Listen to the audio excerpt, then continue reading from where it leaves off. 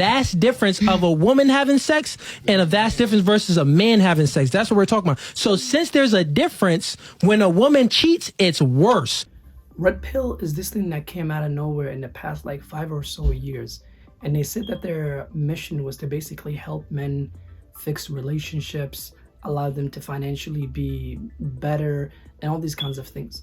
And because they came to address a problem, much like anything else that came out of nowhere, they're always bound to overcorrect. Now, their arch nemesis usually is feminism as a concept. And over the years, we've seen how they developed into being the exact replica of all the things they criticize about feminism, but just on the opposite end of the scale. And today we're gonna look at some of the videos that sort of showcase some of these problems that they always tend to cover and how they sound like exactly like the people they say that they don't want to be like. What do you think is worse, when a man cheats or if a woman cheats? I feel equal. I feel like it's a betrayal either way. It's in between. I feel like it's both. Look at me, eye contact. Men can truly have sex with someone that they hate. You ladies aren't doing that. Think about the point that you have to get to, ladies, to allow a to slide in between your soul gaps and smack it and flip it around. You have to get to some emotional point. So that's a difference. There's a vast difference of a woman having sex and a vast difference versus a man having sex. That's what we're talking about. So since there's a difference, when a woman cheats, it's worse because we know that she has to like the guy that she's stepping out of the relationship with to a certain degree. Now, when a man, we know that he doesn't have to like that girl at all. He could actually hate that woman, but he'll still get his rocks off. That's what I'm saying. So it's just not the same. Okay, the thing that he covered in this video, he goes that there should be some level of an emotional investment of kind, right? And he's saying that women tend to have that emotional investment at a higher rate than men do. No problem, let's run with that. Here's the problem. Why even try to equivocate between the two things in terms of which one is worse? If cheating as a definition, we run here with it as being the thing that we all understand it to be, somebody stepping out in a relationship that they're in. Why would there be worse or better if cheating is cheating? You know what I mean? It's like you have two students that are cheating on the exam. One, did it for one particular reason that you could try to morally justify of sorts, and the other one just did it because they did it. They still cheated on the exam at the end of the day. Now, the other point that they always try to make is the idea that men basically don't look at women as anything they don't look at like cheating as anything crazy. Sex is like taking a piss sometimes is what they say. That even makes the argument worse. And I don't know how they don't see this. If it's something so minute, right, in terms of its significance, it's basically nothing. Why do you jeopardize your relationship to get into it?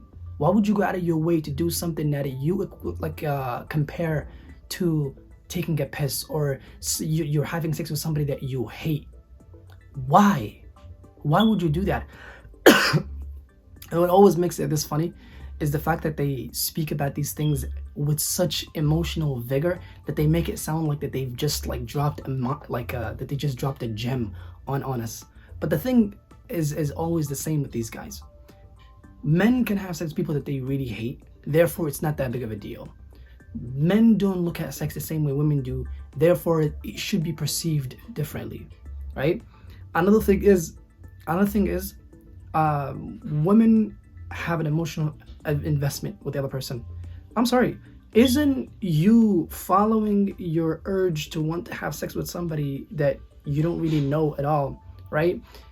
It still requires some level of an investment of sorts. I don't mean you're in love with them, but then you're somehow invested in them enough to want to be inside of them. So how is that not an emotional investment? Because he did say in the video, some emotional investment. That's that. Now, the other thing that they always tend to cover is their views on polygamy or, having multiple women, all that kind of things. And let's take a look at this video. Hold on.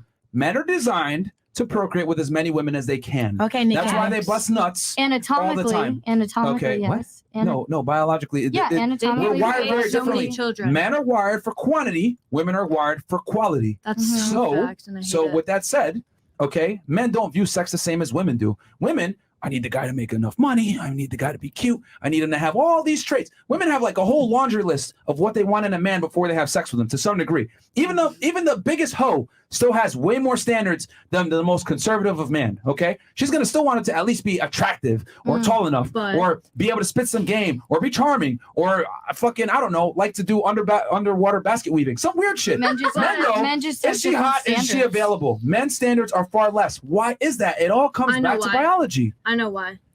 Yeah. Reproductive process, it's simple. The reproductive process is far more taxing on women than it is on men. So women have to be very selective on who they fuck. Men don't. So we have to acknowledge these biological differences for us to effectively understand why men don't give a shit about sex and women do. Yeah. And also, there are soul ties, right? However, here's the problem. You're getting penetrated. We're not. We're giving you the energy. So it's different when we have sex because it's a different dynamic. We get it. There's soul ties. But men take it differently because we're penetrating you. The problem with the way these things are sometimes defined is that they try to look at these things from a biological sense only up until the beginning, but then they don't really finish it all the way through. Here's what I mean by that. They will say women biologically are wired to select for equality, all that kind of things. No problem. Sure, we agree. And then they say men are hardwired to select for quantity, but then these same men would be pro-abortion in many cases. They would be pro-birth control. They wouldn't want to have kids. So if biologically you're wired to have as many women as possible, the justification for it is to have as many kids as possible.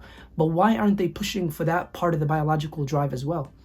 You're biologically driven to do that, but then you're not really pursuing that.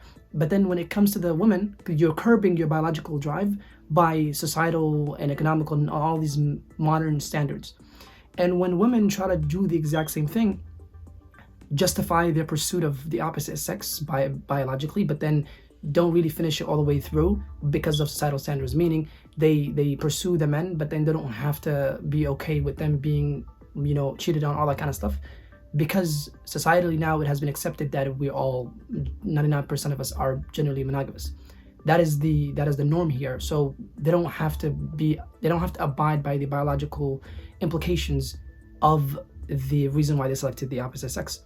It's logically coherent to go by that train of thought. Now, the exact same thing as well could be said about what they mentioned about, bondings and all this kind of stuff. And this idea that they always cite this research that says as women begin to have more and more partners, their ability to bond with their potential partner over time declines. That exact same study also says the exact same thing about men as well. Men's ability to sexually bond with their very first partner is much higher versus them having multiple partners over time. Meaning the more partners a man has over time, the less likely they are to be able to bond with someone. Same thing with women. Now, there is discrepancy between the two. I will put the graph on the video, and you will see that both of them start very high and then they decline together as time progresses. Why is that part of the study not mentioned? My thing is, if you want to be polygamous, no problem. Just be forefront about it and say, okay, we want to be polygamous. Don't try to go through the biological route and all these kind of stuff to try and justify things that you just want to do for the sake of doing because you just want to have fun. Most men historically have always been monogamous. The only exception to the rule have been extremely wealthy people. And they say that too, they agree to that. They say kings and princes and all these kind of stuff. Most people were not kings. Most people were not princes. Most people were not, oligarch. They were not filthy rich people. Most people were regular people, farmers and stuff like that. These people were not having 5 wives. They were having one and they were just having as many kids as possible so that the kids can work in the field with them.